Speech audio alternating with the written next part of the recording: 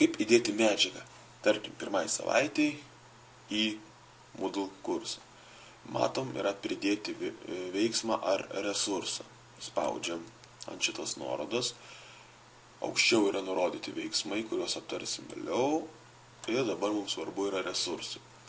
Book tai yra kažkokia tai nuoroda į knygą, galima sukurti katalogą, kuriame bus sudėtos bylos, kažkokią kaip internetinį puslapį ar blogą, tiesiog nuorodą į internetą.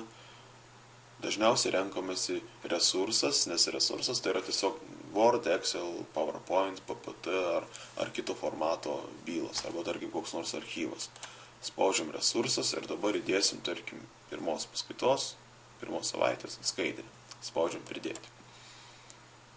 Pasirinkti resursas, nes tai yra bylo.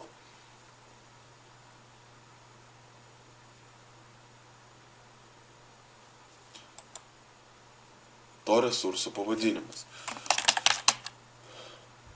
Pirmos paskaitos skaidrės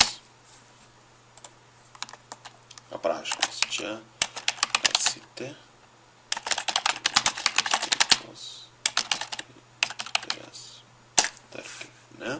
Ir dabar pačias tas skaidrės, sakykime, reikia pridėti. Galima vėlgi sukurti katalogą, kad tarkim kažkaip tai, tarkim vienoj paskaitoj gali būti kelios skaidrės ar kokiu kitu atveju galima būti katalogus, arba tiesiog spausti add ir pridėsim tiesiog vieną bylą. Upload file, browse, paskaita numeris 1, sąvokos topologijos. Open, upload. Taip, atsirado PowerPoint'o ženklelė, šita byla sėkmingai kelta. Kokios yra parinktis? Parinktis yra kaip rodyti. Ta bylą studentai paspaus.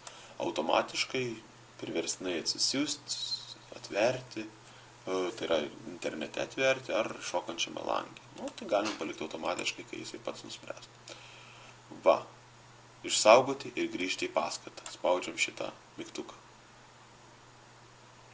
Matom, turim pirmos paskaitos skaidrės, PowerPoint'o ženklelis. Mes galim keisti pavadinimą, naudojant šitą mygtuką. Tema tinklų sąvokos.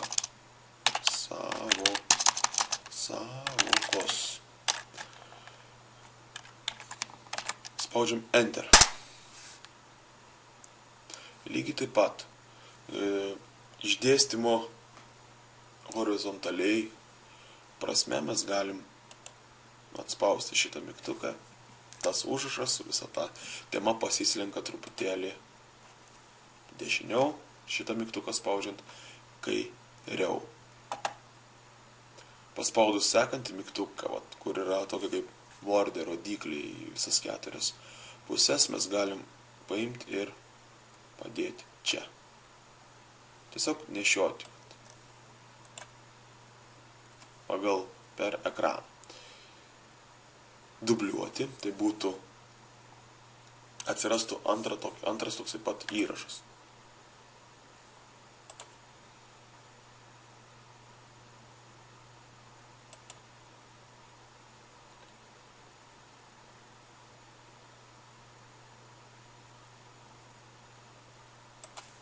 Grįžkime į paskaitą.